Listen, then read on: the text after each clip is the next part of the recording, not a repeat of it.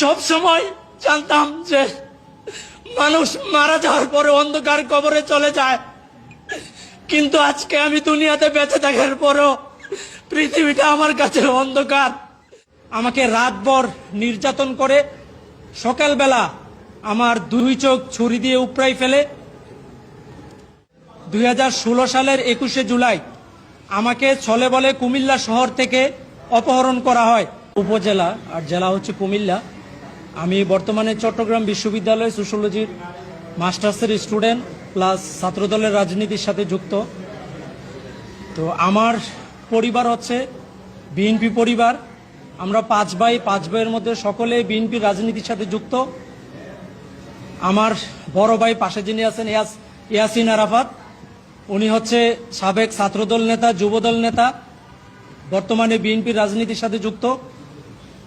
এই বিষয়টা মেনে নিতে পারেননি আমাদের পার্শ্ববর্তী প্রতিবেশী কুমিল্লা দক্ষিণ জেলা আওয়ামী লীগের ত্রাণ ও সমাজ কল্যাণ বিষয়ক সম্পাদক M A Zaher MP.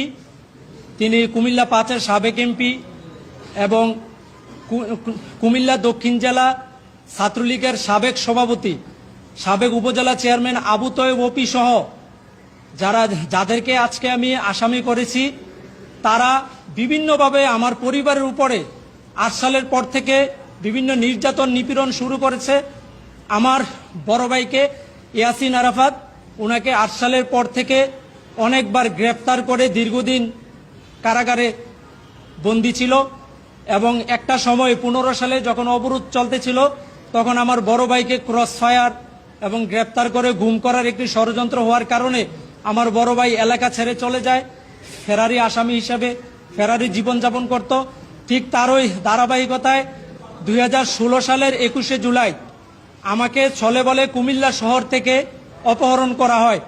M A জাহের এবং আবু তৈয়ব ওপির এর গংদের নেতৃত্বে আমাকে কুমিল্লা শহর রেল স্টেশন এলাকা থেকে অপহরণ করে ওপির পশ্চিম বাগিচাগাঁও কুমিল্লা শহরে ওই বাসায় নিয়ে নির্যাতন করে। এর পরবর্তী সময় আমাকে গ্রামের দিকে এম এ জাহের এমপি তার বাসায় নিয়ে যায়। ওখান থেকে একটি পরিত্যক্ত বিল্ডিংয়ের মধ্যে ঢুকিয়ে আমাকে রাতভর নির্যাতন করে সকালবেলা